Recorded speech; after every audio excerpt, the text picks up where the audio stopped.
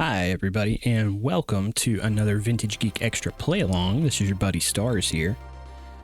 Kind of going through some of the games that I feel like I can play over and over again without getting bored of, and that's where we've gotten stuff like the Riding Project on here. And among those, I found that there are a lot of games made by Rare that are in that category, and this is usually the first one that comes to mind. Partly because I have played it on stream before, although that was quite a while ago, at least 5 or 6 years ago.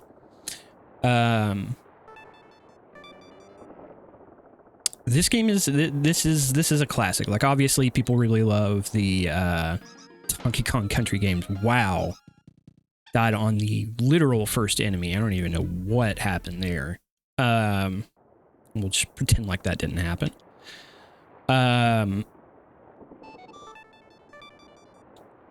I've kidnapped that lumbering fool Donkey Kong, and you will never see him again. Har, har, har, har. Captain Karoo.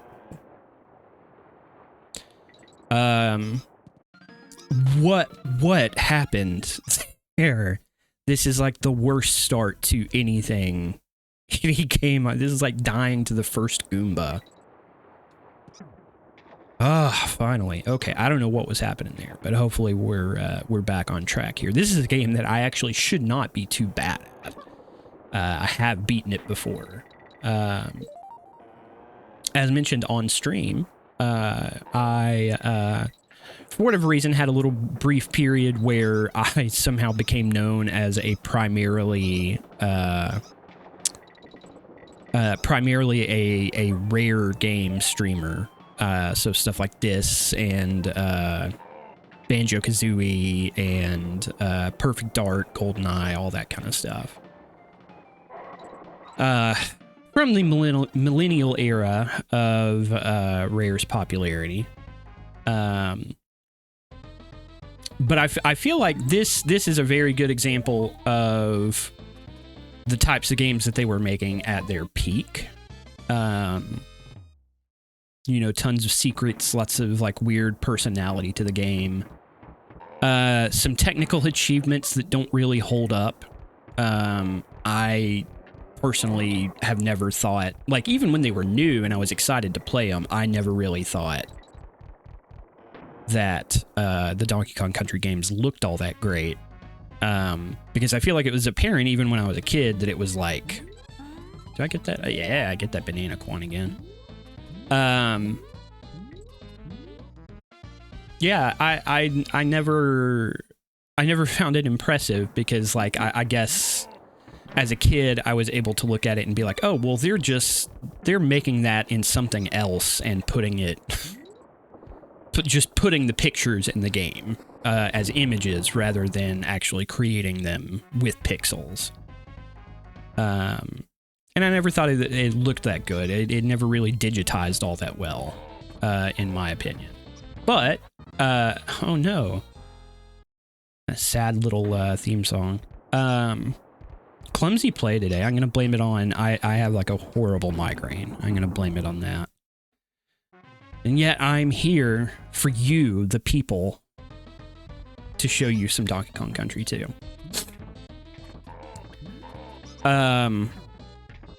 There we go. That's what I'm talking about. So yeah, Donkey Kong Country 2, Diddy's Kong Quest, which I think was originally titled Diddy Kong's Quest, and they did rename it. Just because they saw the opportunity for a pun, and, you know, it being Rare, I guess they couldn't resist.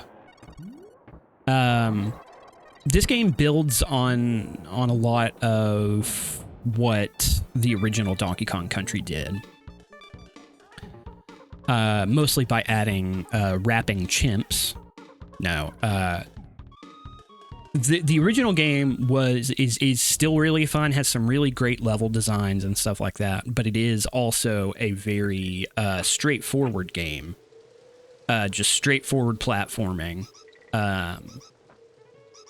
with some bonuses, like, you know, you have your secret levels and stuff like that. So you start to see the early, like, you know, oh, you can complete 101% of this game kind of thing that you started to see in later games, and that arguably maybe went too far with games like Banjo-Kazooie, and particularly Banjo-Tooie, which is famous for making you collect every single musical note in the game for 100% completion.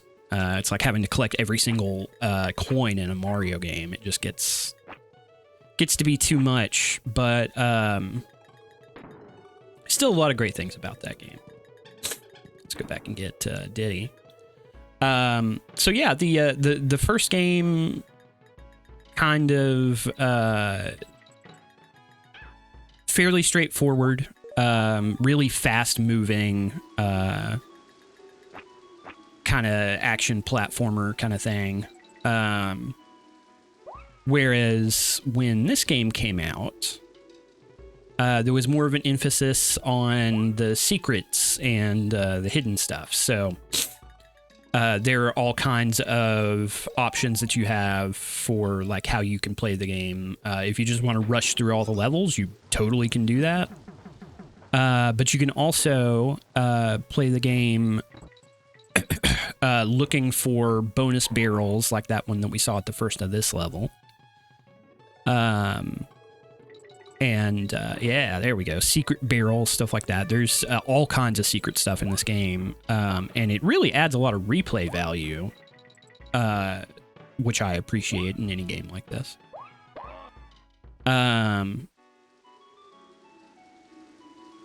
You know, it's basically, it builds on a lot of this stuff from the first game, and it's just bigger and better in a lot of ways. And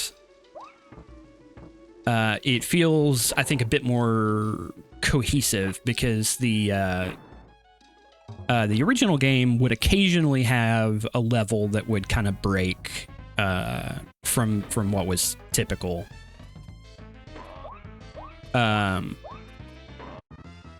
Man, I'm just having the worst luck with this today. Let's go back and try that again. Yeah, you can kind of skip a lot of the stuff that we're doing here, and I may end up skipping some of it because I don't know where everything is. Never memorized this game. But you can run through and try to find all these bonus barrels and, you know, the DK coins and the Crim coins and stuff like that, so that you can get into some of the secret levels at the end of the game. But they're not at all, you know, necessary for you to enjoy the game. You can still just play through the game without knowing where anything is, and still have a good time.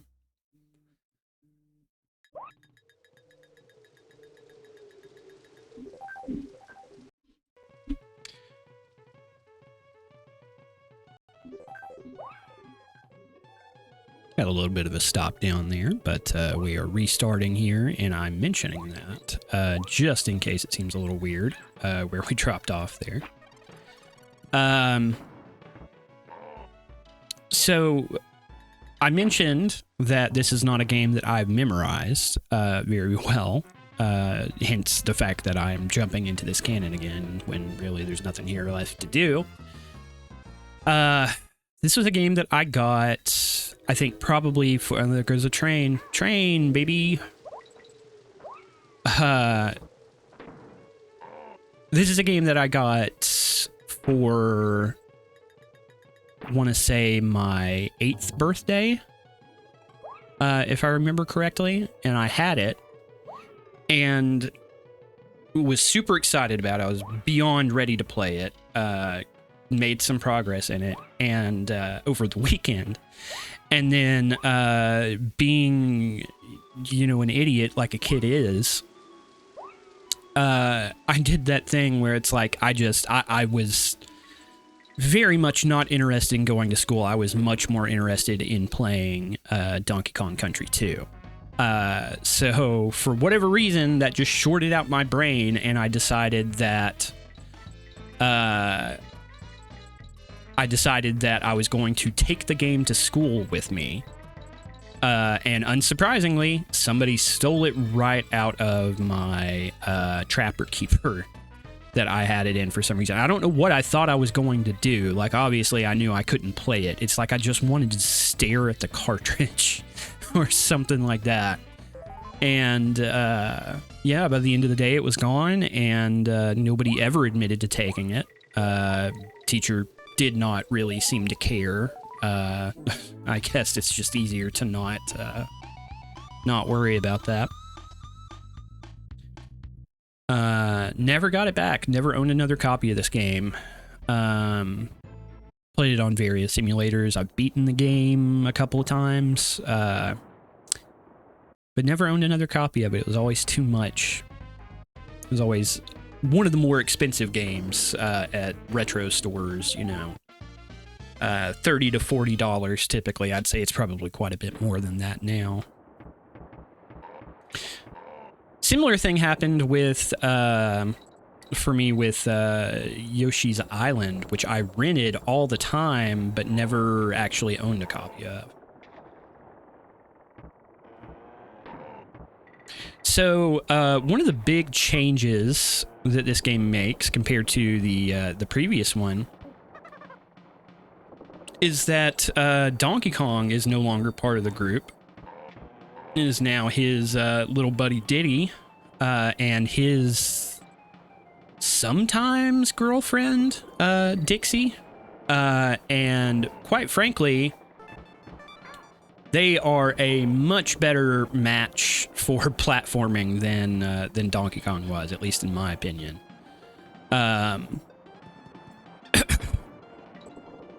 You kind of get the best of both worlds with this as your group, because Dixie has this incredibly helpful hovering ability, makes it way easier to make some of the harder jumps in this game, and then Diddy is a lot faster, and he has this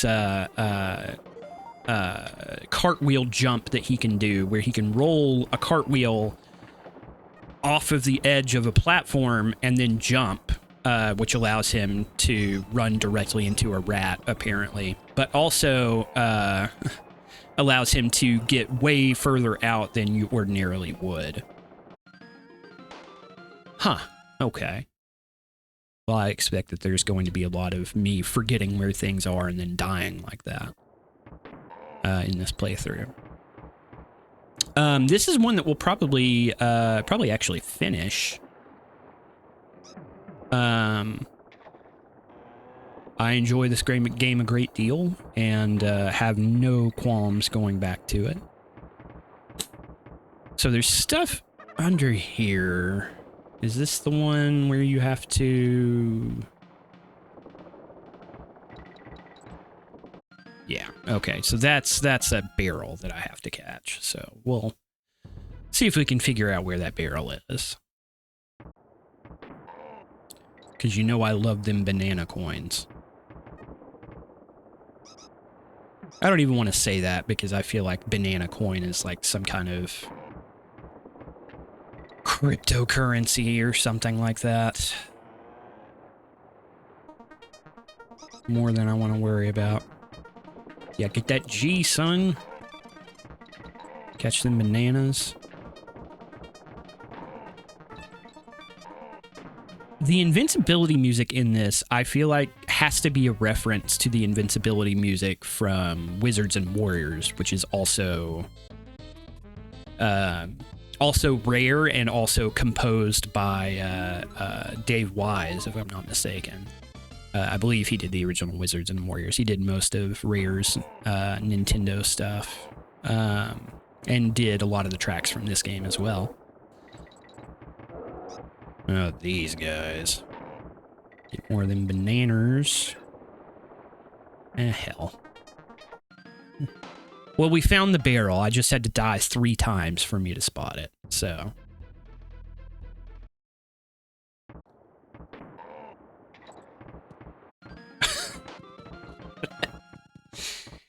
That cartwheel ended immediately in front of that Kremling.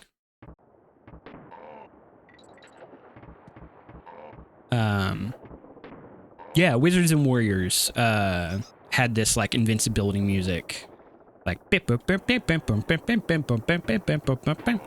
And it sounded like the opening to... Oh, no. I really messed that up. It sounds a lot like the opening to... I guess this will show what a music dork I am in the worst possible way. Sounds like the opening to the song Lorelei by Styx. A minor hit that they had that never gets played or listened to today other than by me. Cannot believe that I missed it by that much.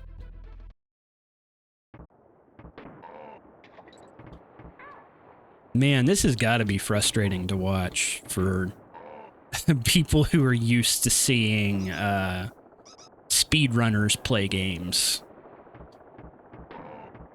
Just one dope constantly running into enemies for no reason. Oh, okay, great. Thank God I died those 3 times. Figure out that gets me up there.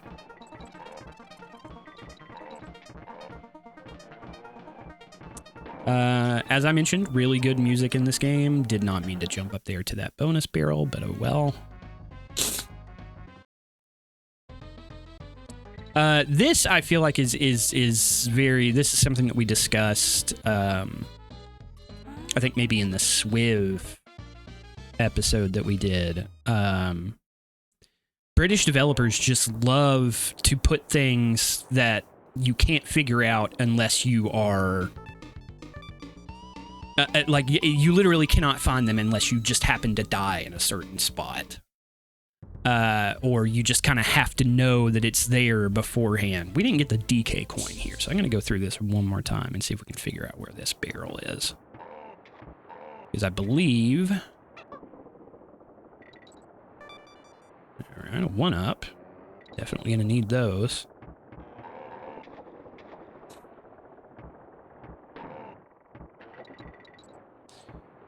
Another subtler advantage that you get with the combination of Diddy and Dixie is that they carry the barrels differently. Although that was also true of Donkey Kong in the original game. Dixie holds the barrels over her head while Diddy carries them in front of him, and they have different hitboxes, and it's really useful in certain situations to be able to just carry a barrel or a box. Especially when you know something specific is coming up. Let's see, so I'm thinking that maybe... Yep, there it is, and I missed it, baby.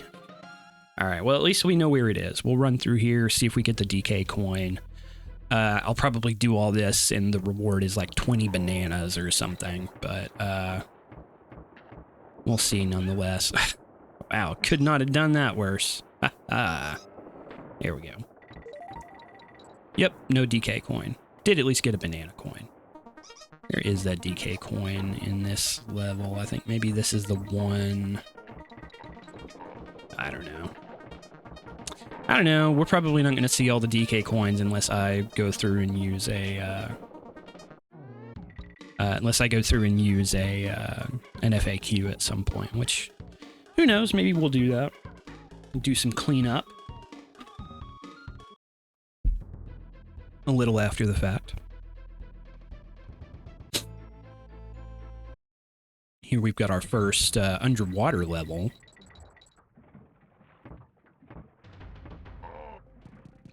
Really wanted that DK. There we go. Another big difference between the two of them is that I think Dixie is the better swimmer. Maybe they're the same. I know Donkey Kong was a way better swimmer in the original. They may have nerfed that difference.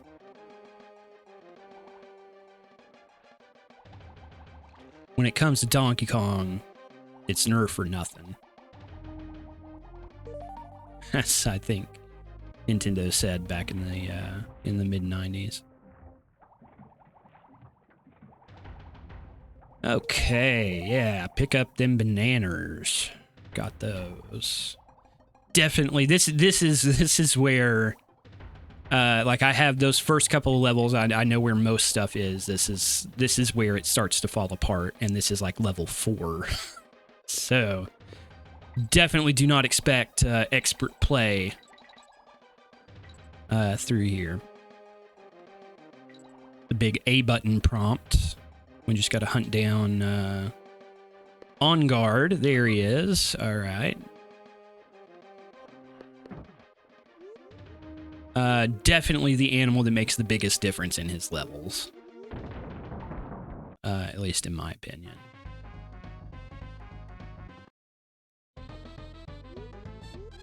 I also love that this game uses so much just like sleazy hot jazz music. That's like running through bonus levels, and it sounds like you're in a Betty Boop cartoon or something. A huge fan of that.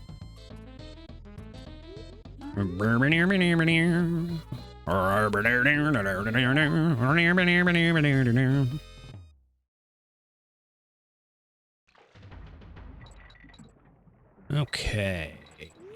Bonus barrel complete. Killed this guy. I don't think there's anything here. No.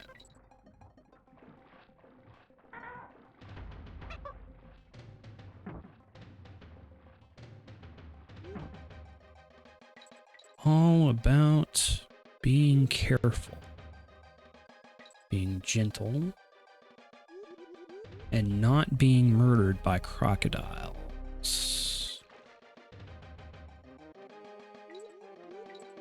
Slowly inch this fish toward oblivion.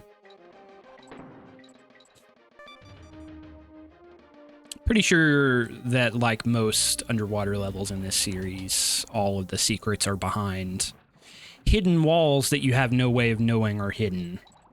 So I always have trouble. Let's see. I know we just saw. There we go. Okay.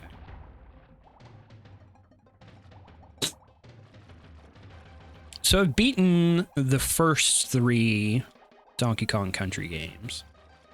And I really want to go back and revisit Donkey Kong Country Returns and whatever the sequel to that was called, Arctic Blast or something. I really like to go back and play those games because I played the briefest little segments of them and enjoyed them quite a bit. But so far, I've been stuck. Every time I think I should play a Donkey Kong game, the first thing that comes to mind is I should play Donkey Kong 64. As I believe I mentioned in our Perfect Dark Playalong, oh, missed it. Missed it. Damn. 1 second. Excuse me. Yeah, we'll have to run back through for that. I don't know if I feel like doing that right now.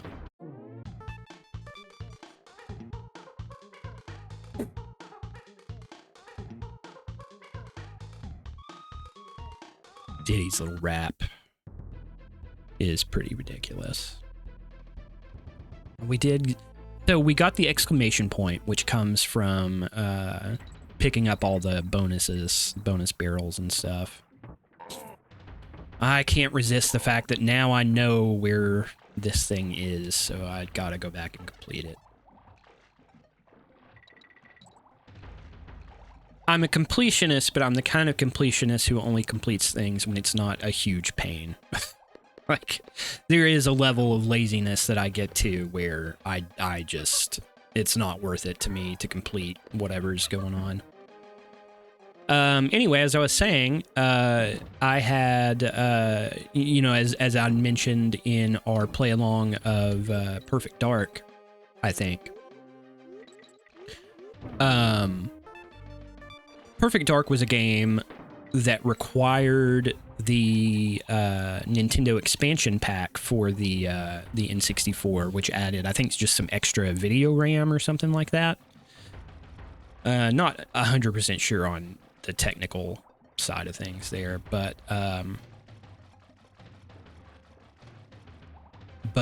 yeah, it required that, and the expansion pack was famously packed in with Donkey Kong Country 64, which also required it as a steadfast requirement.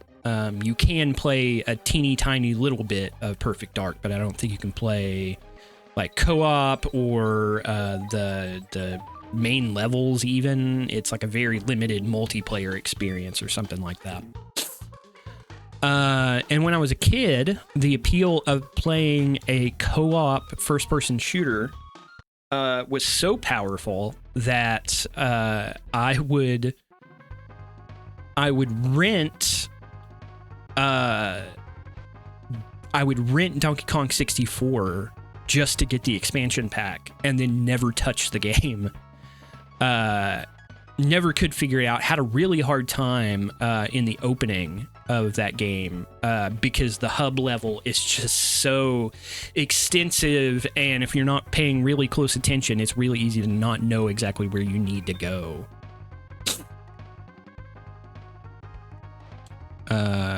What is my name? Swanky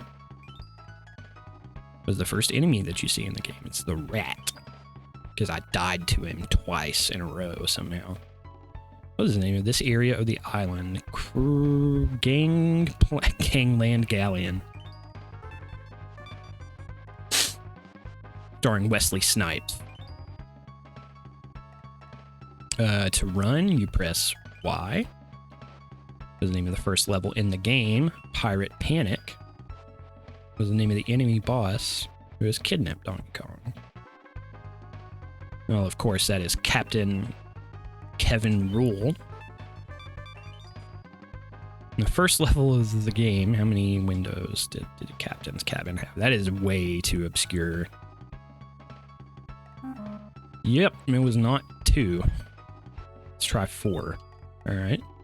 The name of the first rigging level. That's Main Brace Mayhem. Way easier question than the first one. In the first level of the game, which of these is not a background object found in the captain's cabin?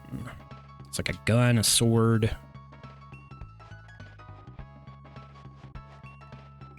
Yeah, there we go, a gun. Alrighty. Everyone is a winner here, except for that time that I lost.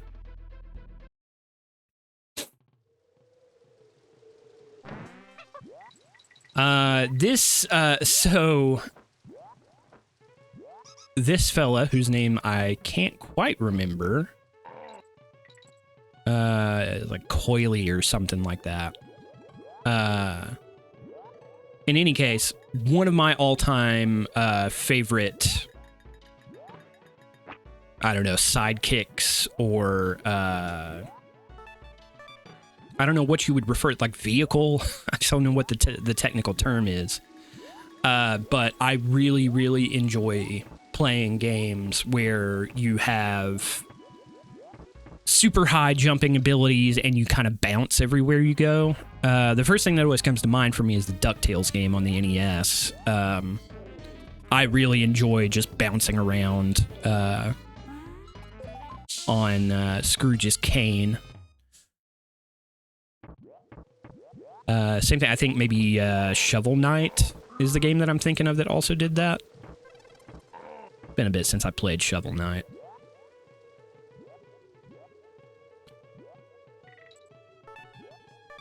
Oh, we got an extra 1-up out of that, I guess.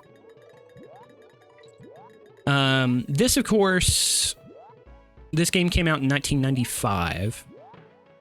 Right before the launch of the N64, and I think right after the Saturn, and for sure after the PlayStation 1, when people were not paying as much attention to the Super NES. Kind of a late era game. In what is also known as Nintendo's Play It Loud era. where you were encouraged to, you know, play Nintendo games, but in a very extreme way. I think this is the same. Yeah, this is the same level I just came from. Very cool. Look at this trickster backtracking. Exploring this level. Finding all the secrets over and over again.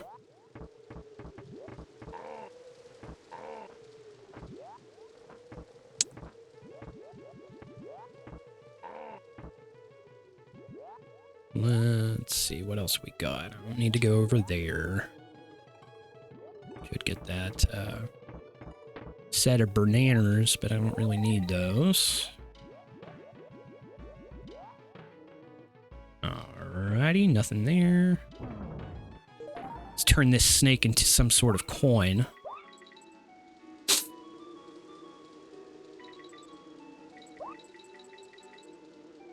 Oh, almost made it. Need to be Dixie Kong. There we go.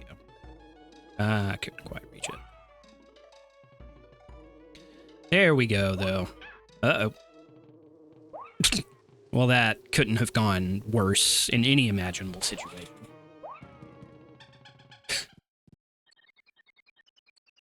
Diddy just kept on falling there.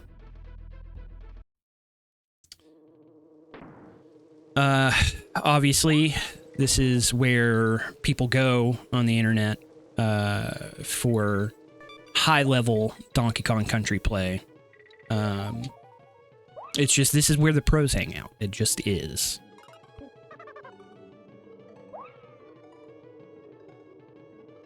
The best part is that I don't even think that I needed to go over there. I think I'm skipping stuff by doing that.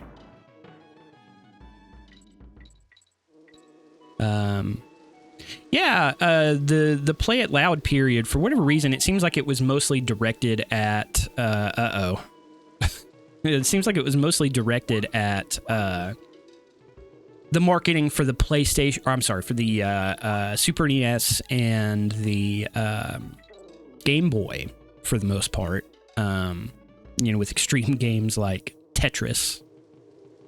There was, what was it, Tetris DX.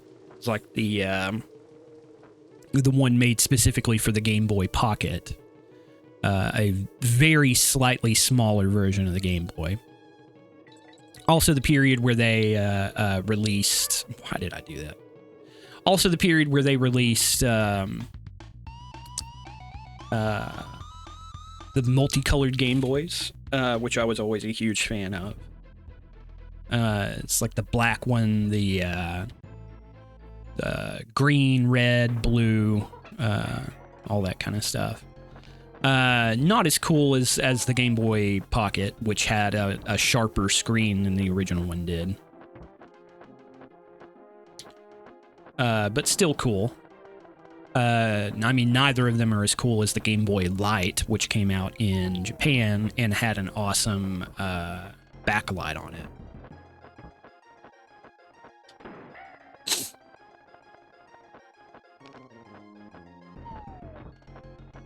Slowly wait for this egg to settle.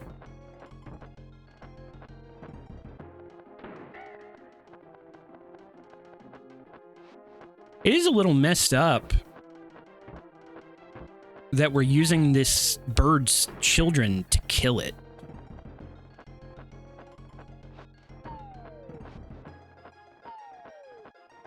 Although I guess there's not really much to worry about, considering that the bird is also trying to use its own children to kill us.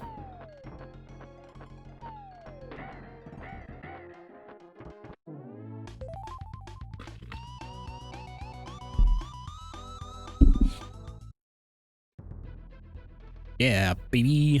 We're gonna need to come back and finish up some of those levels, but for now, we're gonna run into Crocodile Cauldron. Crocodile Cauldron. I almost called it Crocodile Canyon.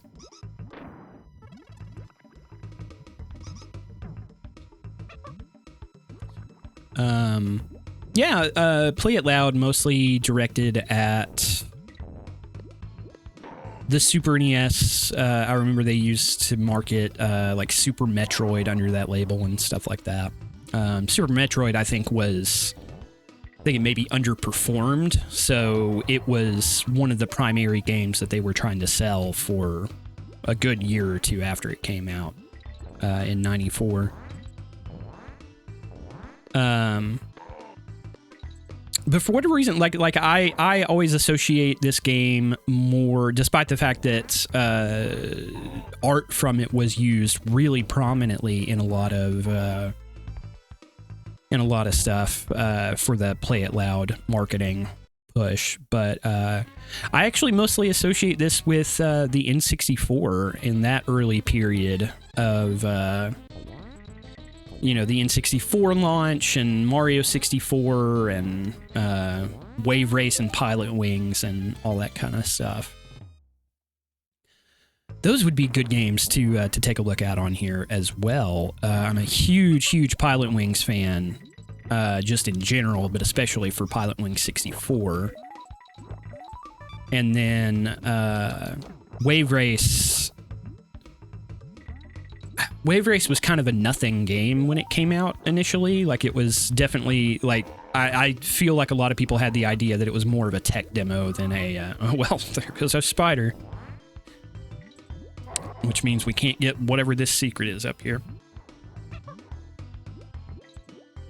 Yeah, we can't reach it.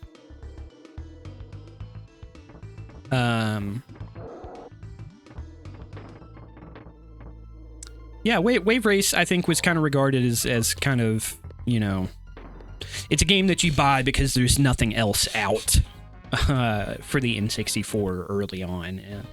And it did take a while before they started really getting, some good games coming out on that console. It was mostly Nintendo supported it first.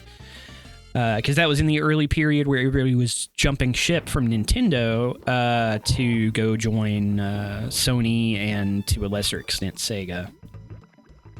Although, now that I think about it, I don't know that anybody really...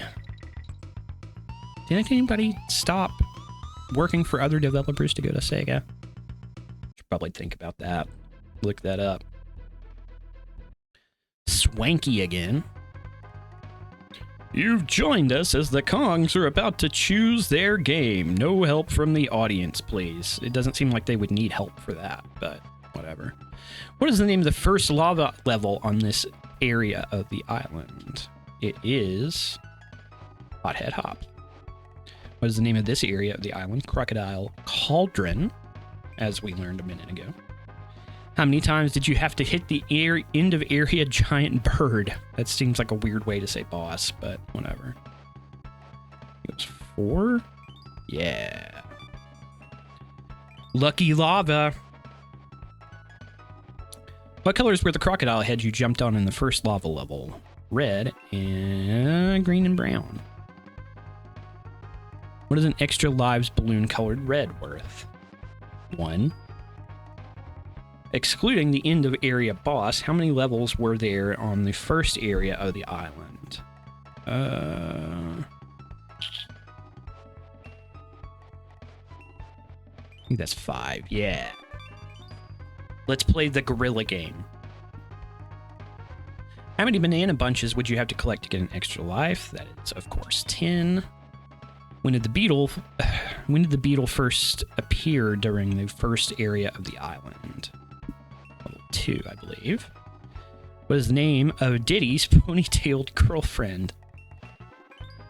You don't usually think of that as a hard question, like a level 3 kind of trivia question. What is the name of one of the main characters in the game that you are currently playing as?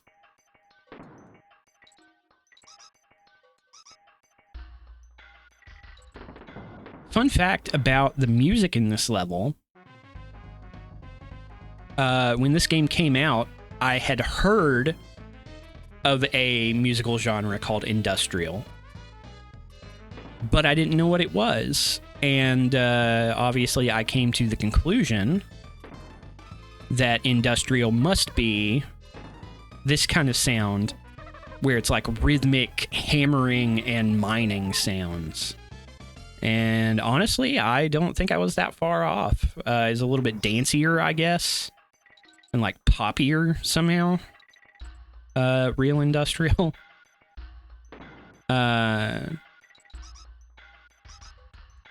And I guess it also it can sound like this with like a very deliberate beat, but it can also just kind of sound like you know, somebody kicking a washer and dryer down a flight of stairs or something.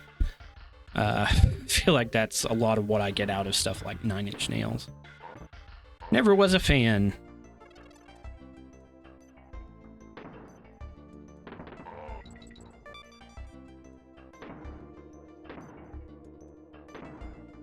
And the more that I've listened to it, and this is really true of a lot of Dave Wise and a lot of other British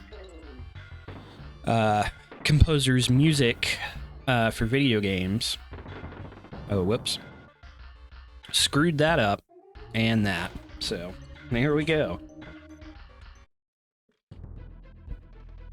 But yeah, I think that this soundtrack and really a lot of Dave Wise and a lot of British composers in general, I feel like a lot of the DNA of the music in this game comes from Mike Oldfield's Tubular Bells, which is an absolute classic of an album. The guy has turned out, like Mike Oldfield himself has turned out to be like a British Trump chud, which is,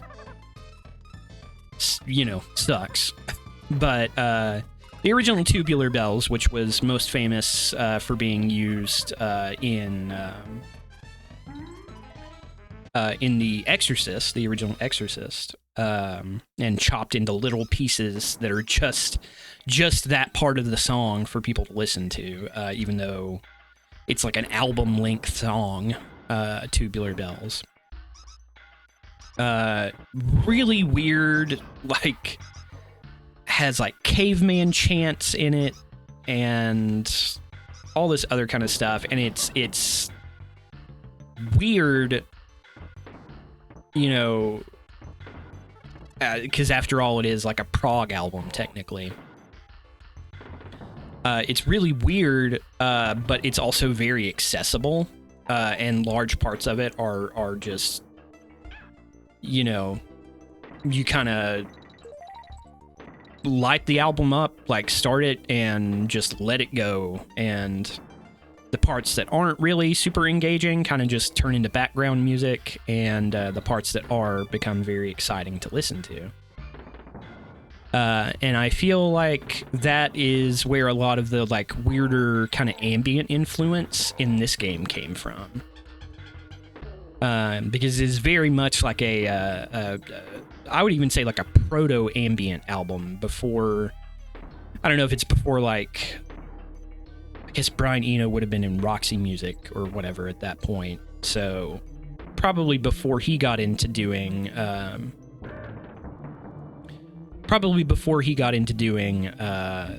that sort of like ambient music.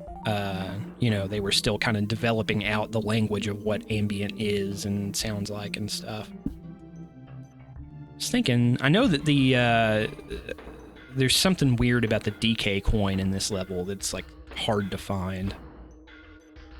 Maybe it's the one, because there's one level I think in the game where you actually get the DK coin in a bonus level, but I'm thinking that that's later in the game. No, actually it may be right here. Let's see what we can figure out.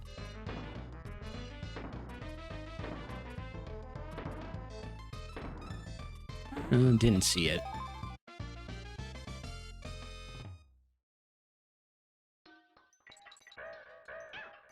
No. And of course, I cannot reach them. I was hoping... Oh, no! Why did the bird not respawn when I went way off the screen, but I turn around for 2 seconds and it reappears? Bastard of a game. We'll just bop around here. Bop Pirano. Man, some of the mistakes that I make in this game kind of blowing my mind here.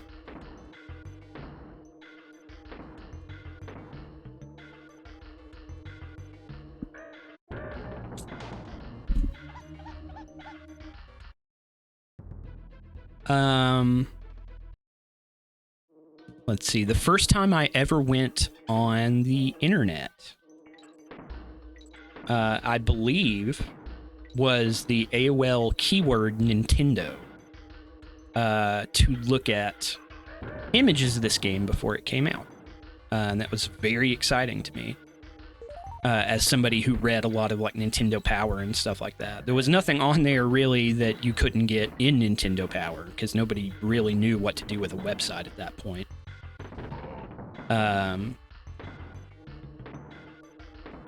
But yeah, I went on and looked at a couple of renders that this game used. And that was very exciting to me. Not nearly as exciting as when I got on Prodigy for the first time. We did a brief demo of Prodigy, and I don't even know what hit me there.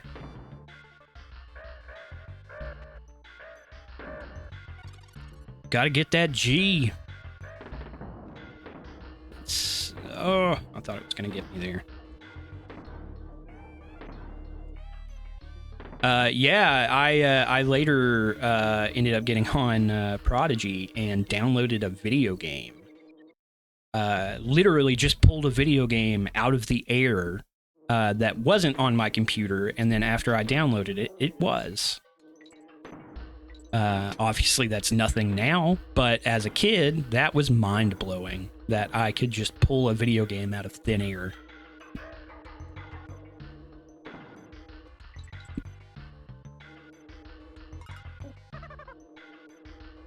Trying to remember what the game even was. It was a shareware game for sure. Thought for a long time that it was Hugo's House of Horrors. But I have since looked at that game, and I don't think that that's it. It was something that started out with me in front of a very large, or at least in my mind, a very large haunted house. Who knows how accurate that memory is? I was 5, maybe 5 or 6, something like that.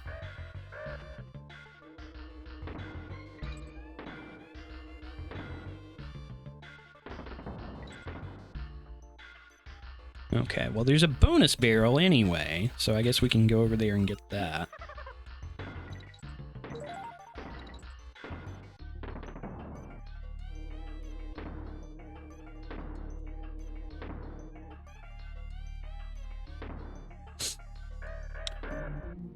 There is somebody out there, I want to say it's Jamin Sam Miller, maybe is his name. And he has been doing full remasters of the Donkey Kong Country music, and they are absolutely beautiful to listen to because they use the exact same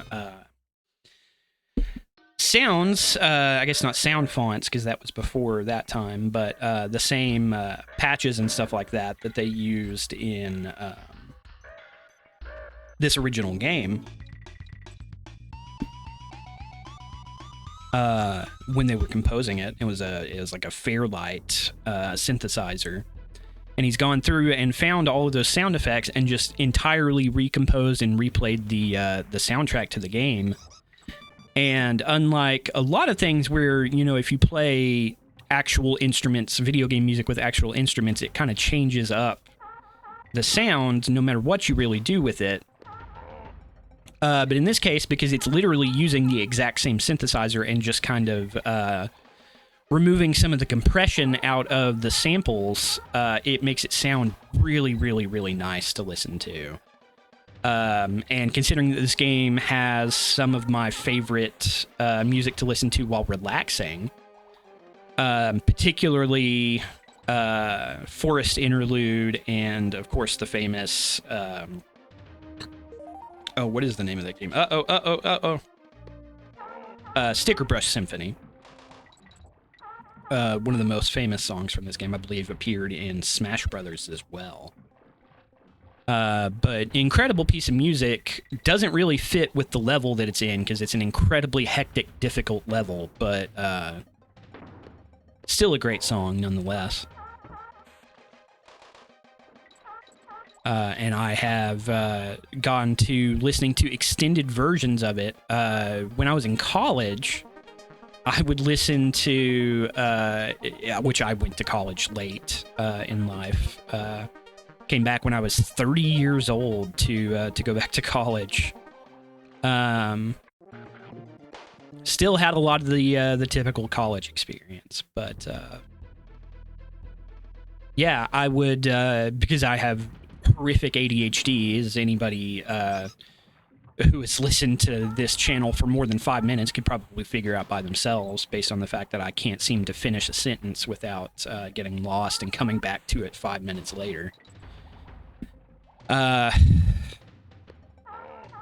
would, when I was writing papers, I was a literature major, I would throw on either Forest Interlude, Aquatic Ambience from the first game, which was is a classic as well, Sticker Brush Symphony, or a couple of songs from Chrono Trigger, the End of Time music, or Secret of the Forest, both of which are just absolute classics. And I would put them on for 1 to 2 hours at a time, and actually finish my listens to them. That's an awkward sentence, but I would actually listen to them all the way through, and they would end, and I would just restart them with rain noise in the background. And yeah, that pretty much got me through college. It was the only way I could keep myself focused, for whatever reason. Well, for whatever reason. It's because I have, again, horrible ADHD. Oh man, I could have thrown Dixie up there. It wouldn't let me turn around and go back. No, I really wanted that. I really wanted that DK barrel bad. Oh. Okay.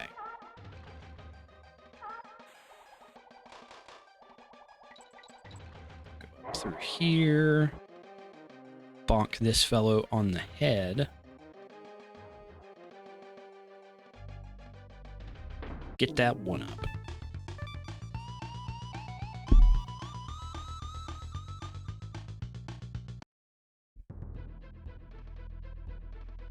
Making some good progress through here, I think.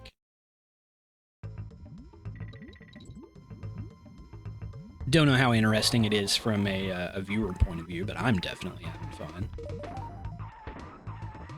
Get them banana pennies.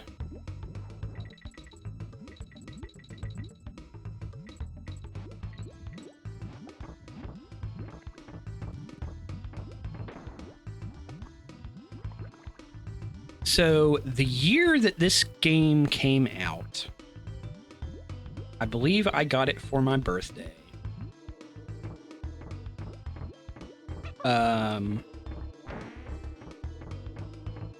Which was very exciting. And then I think that same year, I don't know why exactly, but my grandmother, I was staying with my grandmother for most of my Christmas break. And she bought me a bunch of presents, but for some reason this year, and she'd never done this before and never did it again. But for whatever reason that year, she was buying me multiple gifts and then giving them to me throughout the Christmas break. So I would wake up in the morning and just get some kind of awesome present. And Among them were some fully personality-defining gifts. Earthworm Jim 2, Earthbound, Chrono Trigger was the big one. I got Chrono Trigger when it was brand new, and that game absolutely blew my mind. Same thing, of course, with Earthbound. Earthbound very quickly became one of my favorite games of all time. And the first community that I ever joined on the internet was starmin.net. And I have since met a number of people from that website who are exactly as kind and as fun and just good people in general as you would expect if you've ever been to that site. Used to hang out on channel Starmin on IRC and chat with people. And that was just a couple of years after I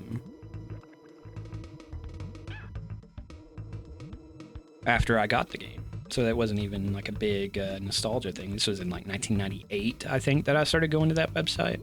So big fan of the idle animations in this game because they look like Diddy doesn't know what's going on. He's just like standing here on this balloon while it's moving around. And that's very funny to me.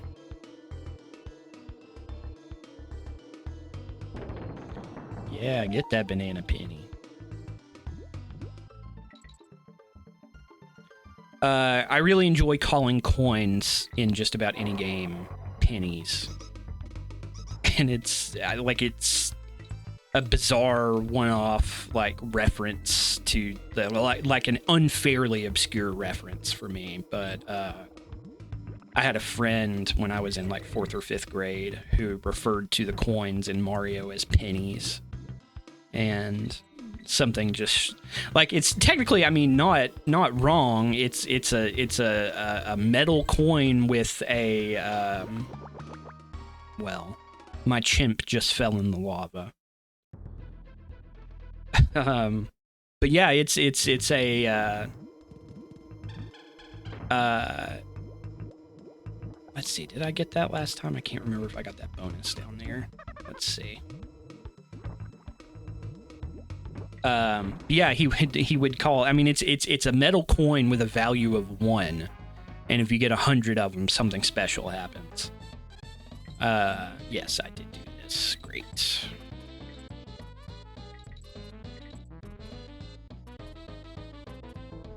So like, I don't want to seem like I'm like making fun of a kid for referring to it that way, but something about something about the idea of Super Mario running around picking up pennies off of the ground was always very funny to me.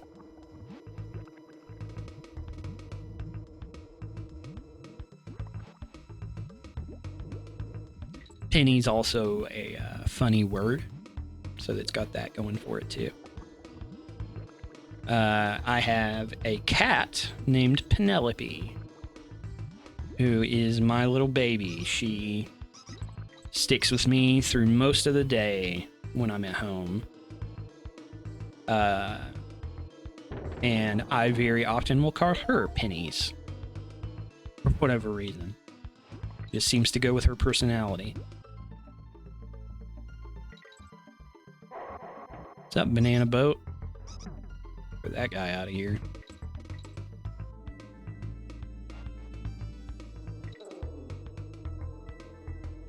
We gonna make it? Oh, yes, just barely.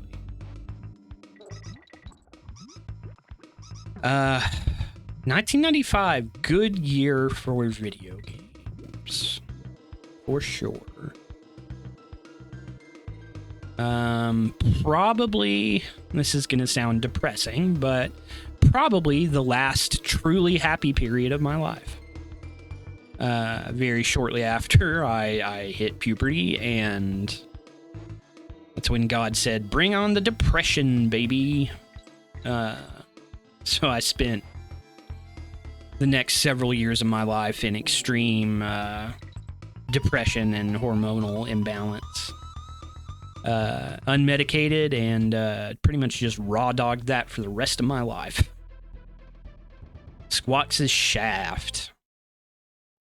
I'm not going to make the filthy joke there that you very easily could. I think I was supposed to pick that up with Diddy. Still not going to make a joke about Squawk's shaft. Because this is a classy website.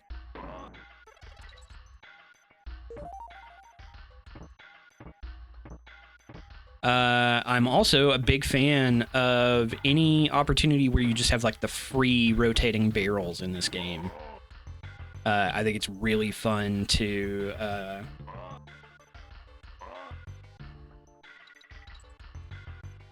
just pound through those barrels like super fast.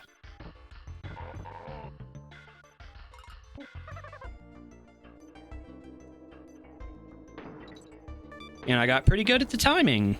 You should see me go through the, it's called like snow barrel, Arctic barrel blast or something like that. It sounds like a flavor of Gatorade, but it is actually a level in the first Donkey Kong Country game.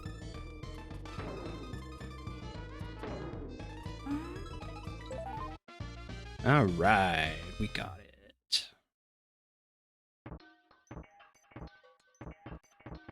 It's up here.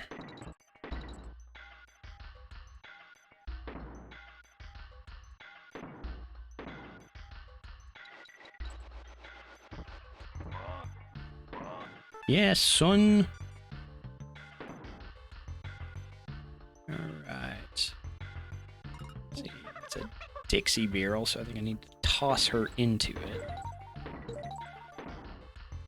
all these bananas and coins.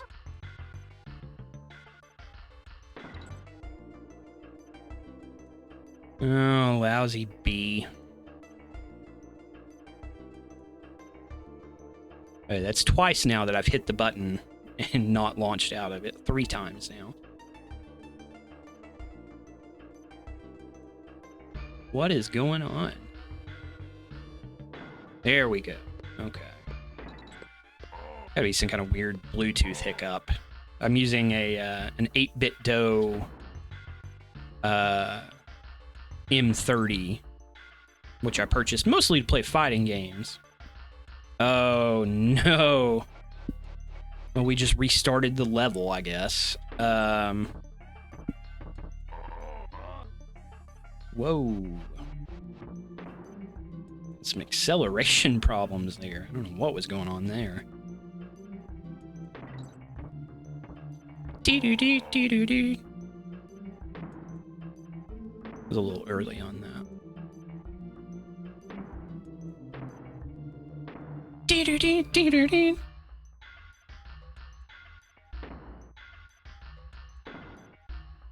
This level does have a beat that just don't stop.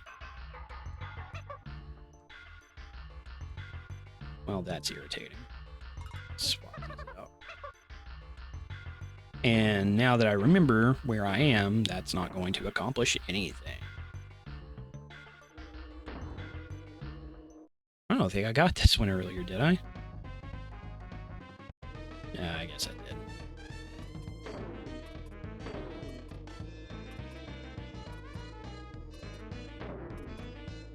Might as well pick up that banana coin.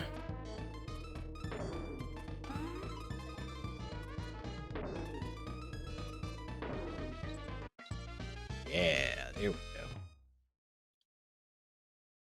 We may take a break after this level and possibly split these levels up, or split these this playthrough up into a couple of pieces here,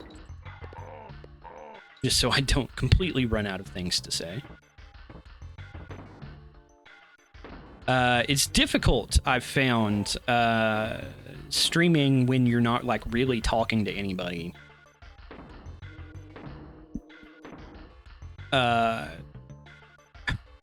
Really has given me a new perspective on like what streaming, like what the actual skill is with streaming. And I think it's basically just being able to talk to yourself well enough that even if you don't have an audience that you're talking directly to all the time. Okay, that was an input. That was 2 input delay problems right there. That was frustrating.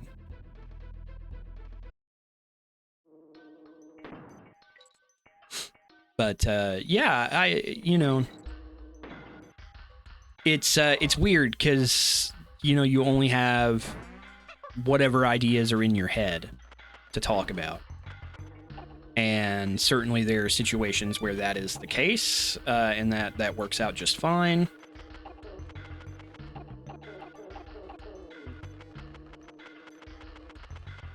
Ooh. I feel like Squawks' eggs would be peach flavored. Because if you look at those eggs, I think they remind me a lot of the... If you've ever had Rainbow gum, it's the gum that it's like 8 gumballs that you get in a little plastic sleeve. And their peach flavor was that exact combination of colors. It was like orange with some red speckles all over it, so...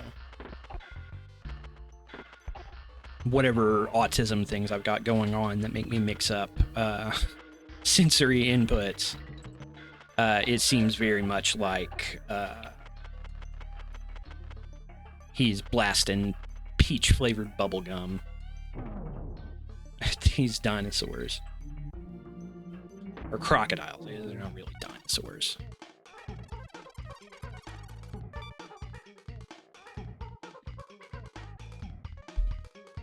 I believe that is the last, level of this area. So now we're gonna run in and fight this alive sword.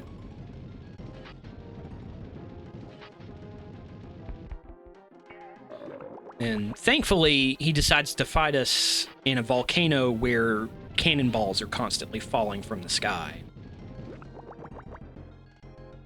Oh man, I don't think I've ever noticed that. That makes a good sound when you drop a cannonball in the lava. Damn.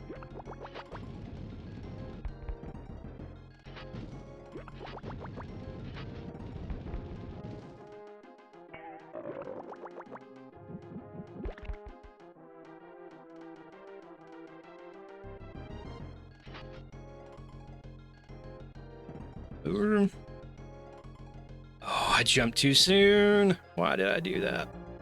It's nice of him to follow me through the lava like I wasn't going to definitely die there. Okay. What do you got for me, Cleaver, the non-cleaver sword? Dodge these very slow cannonballs.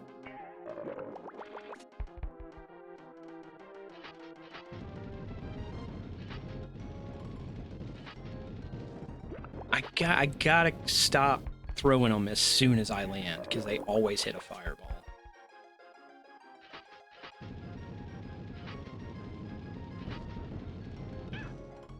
What happened there? Do some Diddy breakdancing.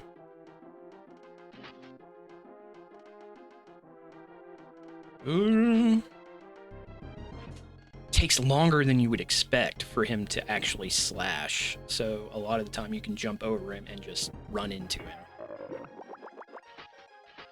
F this sword. Now he's chasing me. Ah! Gah! Blah. Now I have to do the entire level over again, my god.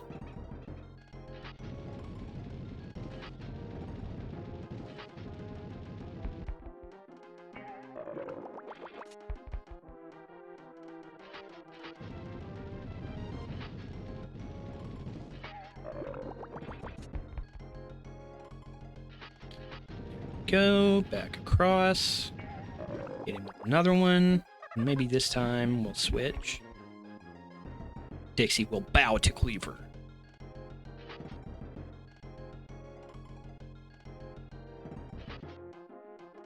Where are them hooks? There they are.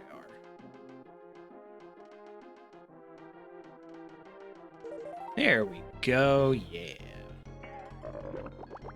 Bang up this sword again.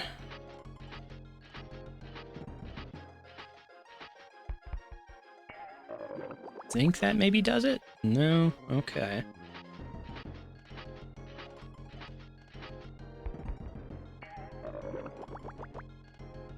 Yeah! Blows up and starts blasting fire for whatever reason. While Dixie sits down and enjoys a juice box. I can identify with that. Blasting a jukebox and then shredding on the guitar. Yeah. So that moves us into one of my favorite worlds in the game. So we're definitely going to take a look back at this game and probably play it all the way through. This may be a multi-part series. Other stuff for this week, we'll probably have something else up on Thursday. We may even keep it a theme week, and maybe we'll play like the 1994 Donkey Kong game for the Game Boy, which was awesome and one of the best puzzle games ever made. Definitely one that I love to go back and revisit. So we may just make it Donkey Kong week here at the beginning of the year. Otherwise, yeah, keep an eye out if you enjoyed this one for part 2 and probably a part 3 or part 4. Should be coming sometime next week. And yeah, hope everybody's having a great week so far, and we will see you in the next one. Bye.